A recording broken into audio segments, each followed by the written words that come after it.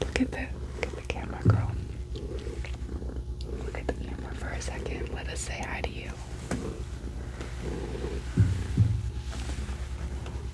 Turn your face. She's so rambunctious. She wants her scritches and scratches. Can you look for a second?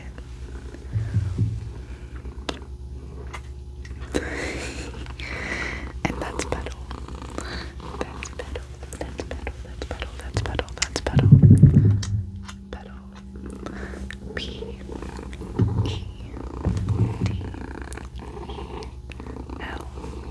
Petal like flower petal, not like gas pedal, but petal like a flower petal. She and I are back today, this evening, for another video. I apologize for the delay with this latest upload. I had recorded a roleplay video, and I didn't like it. I don't know. There was like definitely some noises that was frustrating for me while I was recording, but while I was recording it, I still thought that the video itself was going to be pretty good. I just knew I was gonna have to do some editing on it to make sure I got all the noises cut out, but then through the process of editing, I was just kind of like realizing that I didn't really like it at all, actually, and then I thought maybe I could fix it with the power of editing, try to like kind of do it that way, and then I was like, okay, maybe this is workable, but now that I've cut it up so much, I need some extra footage, so I tried to like record some additional stuff to cut in and complete the video, but I'm just not happy with it. Yeah, I don't know, I scrapped it. I didn't scrap it, I have the footage and I'm like still tinkering with it, but I think I'm going to scrap it and just start over because I'm not pleased, and at this point it's been taking a long time, and I apologize for that. So I digress. Thank you for joining me today for this video. I'm very, very excited to see you, Petal is too. Please excuse my face if I look a little fluffy. I feel like it could just be in my head, but I feel a little bit puffy. I know that I'm like bloated, but I also feel like my eye bags are puffy, like my eyes look a little bit irritated. Like I'm definitely stuffy, which you might be able to hear, but yeah.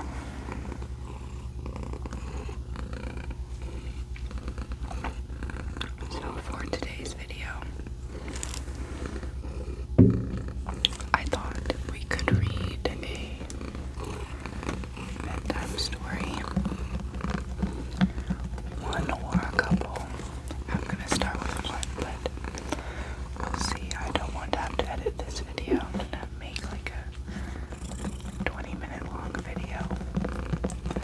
But I got the complete Grimm's fairy tales from a used bookstore that I visited this past week. And I mean, I would have just bought this book because of how awesome it looks.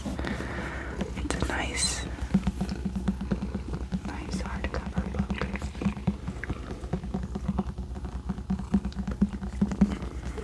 And it's like got this nice, can you sit down, Petal? Got this nice spine. I like books that have a spine like this. And then on the back, it's also just really nicely decorated. Very like ornate book.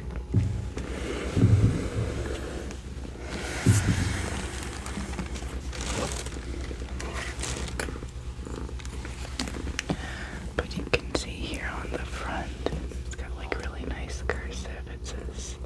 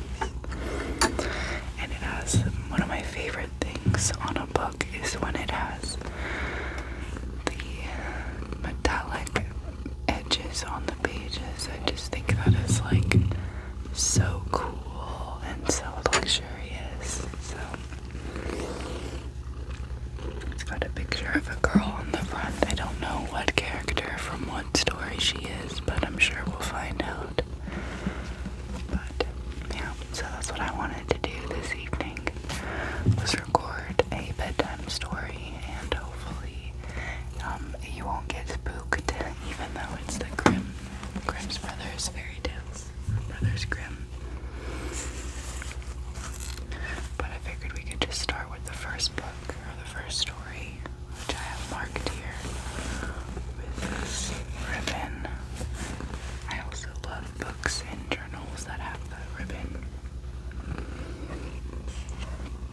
Petal's gonna rub her face on the pages while I turn them, as you can see. But the inside cover is just kind of like a cool dark night scene. Very, very pretty. Very pretty, very pretty, very pretty. Like Petal, very pretty. So, just put that there.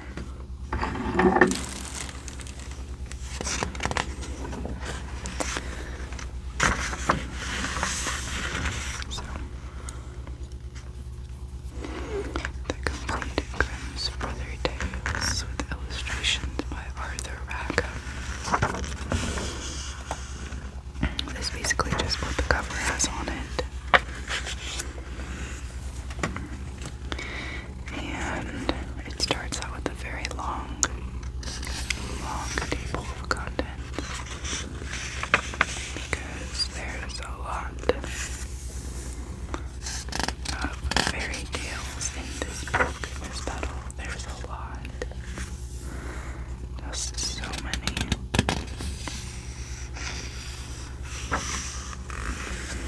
And then the table of contents is followed by a list of illustrations. That's cool that each one of the drawings has a title as well. It's followed by a list of colored illustrations. And then the introduction. I'm not going to read the introduction, but I didn't skip directly to the first story because I wanted to do some page turning, some extra page turning. Excuse me, Petal.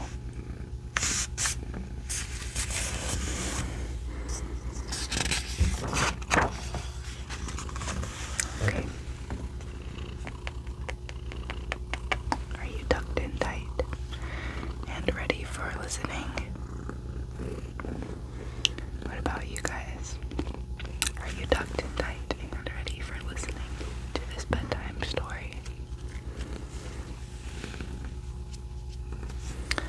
Just sit back, sit back, sit back, sit back, and relax, relax, relax, relax, relax, and listen to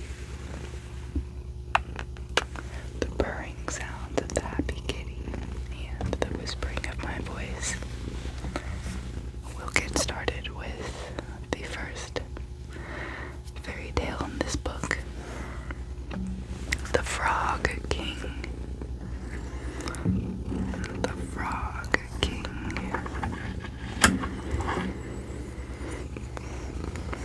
In old times, when wishing still helped one, there lived a king whose daughters were all beautiful. But the youngest was so beautiful that the sun itself, which has been so much, was astonished whenever it shone her face. Close by the king's castle lay a great dark forest, and under an old lime tree in the forest was a well. And when the day was very warm, the king's child went out into the forest and sat down by the side of the cool fountain. And when she was dull, she took a golden ball and threw it up on high and caught it, and this ball was her favorite plaything. Now it so happened that on one occasion the princess's golden ball did not fall into the little hand which she was holding up for it, but downed onto the ground beyond and rolled straight into the water. The king's daughter followed it with her eyes, but it vanished, and the well was so deep that the bottom could not be seen. On this she began to cry and cry louder and louder and could not be comforted. And as she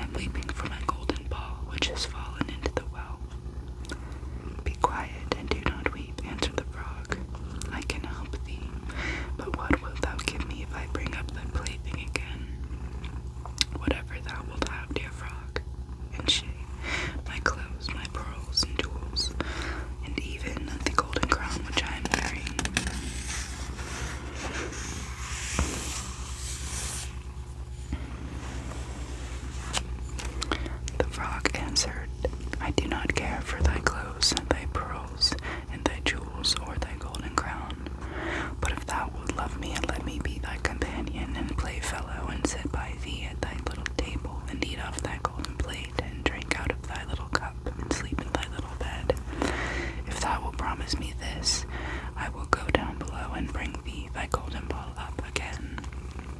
Oh yes, said she, I promised thee thou wishest, if thou wilt bring me back my ball back again. She, however, thought, how the silly frog does talk. He lives in the water with the other frogs and croaks and can be no companion to any human being. But the frog, when he had received his promise, put his head into the water and sank down, and in a short while came swimming up again with the ball in his mouth and threw it on the grass. The king's daughter was delighted to see her pretty plaything once more, and picked it up and ran away with it. Wait, wait, said the frog, take me with thee. I can't run as thou canst. But what did it avail him to scream his croak after her as loudly as he could? She didn't listen to it, but ran home and soon forgot about the poor frog, who was forced to go back into his well again. The next day, when she had seated herself at the table with the king and all the courtiers, he was eating from her golden plate. Something came creeping, splish, splash, and up the marble staircase. And when it had gotten to the top, it knocked at the door and cried, Princess, young princess, open the door for me. She ran out to see who was outside, but when she opened the door, there sat the frog in front of it. Then she slammed the door to, in great haste, sat down to dinner again, and was quite frightened. Excuse me, Petal. Excuse me. Your paw's in the way. Excuse me. Excuse me. She keeps on trying to grab my pointer, but I need it, otherwise I lose track of what line of reading I'm on. Now she's trying to nibble on my pointer. Is that a good sound? She's nibbling on this end of it. She's going like...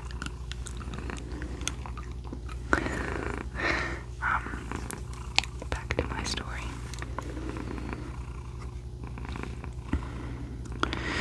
The king saw plainly that her heart was beating violently and said, My child, what art thou so afraid of? Is there penance a giant? Is there perchance a giant outside who wants to carry thee away? Ah, no, replied she. It is no giant, but a disgusting frog. What does a frog want with thee? Ah, dear father, yesterday I was in the forest sitting by the well, playing. My golden ball fell into the water, and because I cried so, the frog brought it out for me, and because he insisted so on it, I promised him he should be my companion, but I never thought he would be able to come out of his water, and now he is outside there and wants to come in to me. In the meantime, it knocked a second time and cried, Princess, youngest princess, open the door for me. Dost thou not know what thou saidst to me yesterday by the cool waters of the fountain? Princess, young princess, open the door for me.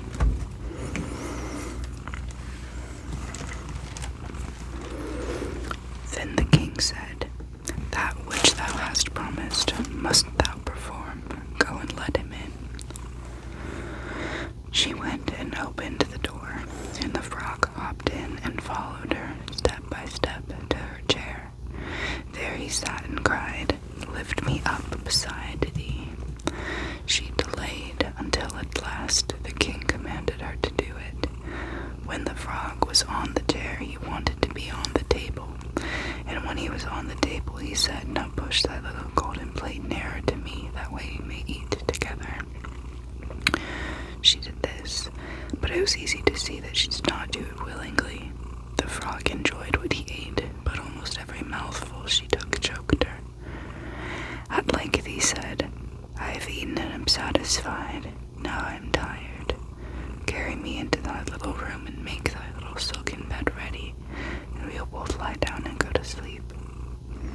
The king's daughter began to cry, for she was afraid of the cold frog, which she did not like to touch. asleep in a pretty clean little bed. But the king grew angry and said, He who helped thee when thou wert in trouble ought not afterwards be despised by thee. She took hold of the frog with 2 fingers, carried him upstairs, and put him in a corner. But when she was in bed, he crept to her and said, I am tired. I want to sleep as well as thou. Lift me up, or I will tell thy father. Then she was terribly angry, and took him up and threw him all her might against the wall. Now thou wilt be quiet, odious frog, she said. But when he fell down, he was no frog, but a king's son with beautiful kind eyes. He by her father's will was now her dear companion and husband. Then he told her he now had been bewitched by a wicked witch, and how no one could have delivered him from the well but herself, and that tomorrow they would go together to his kingdom. Then they went to sleep. And next morning, when the sun awoke in them, a carriage came driving up with 8 white horses, which had white ostrich feathers on their heads, and were harnessed with golden chains, and behind stood the young king's servant, Faithful Henry. Faithful Henry had been so unhappy with his master, he was changed into a frog that he had caused 3 iron bands to be laid round his heart, lest it could burst with grief and sadness.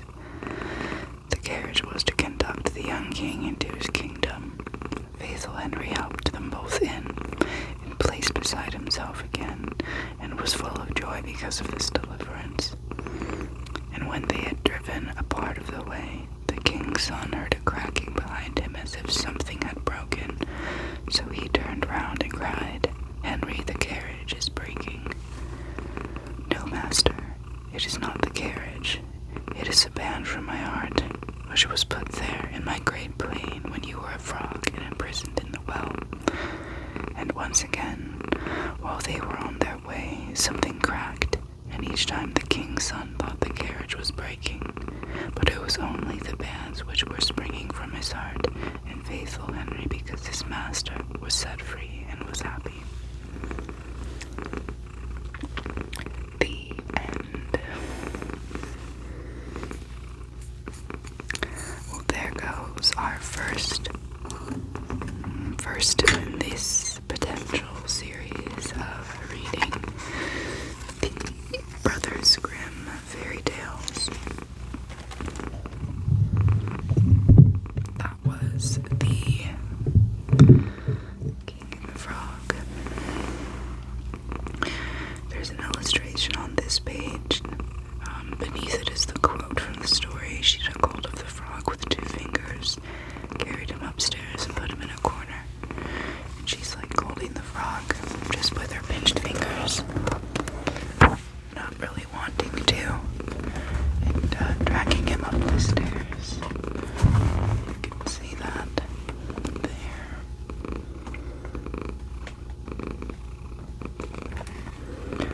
But there we go. I'll go ahead and close that for now, and hopefully you guys enjoyed that story. And if you didn't really enjoy the story, hopefully you enjoyed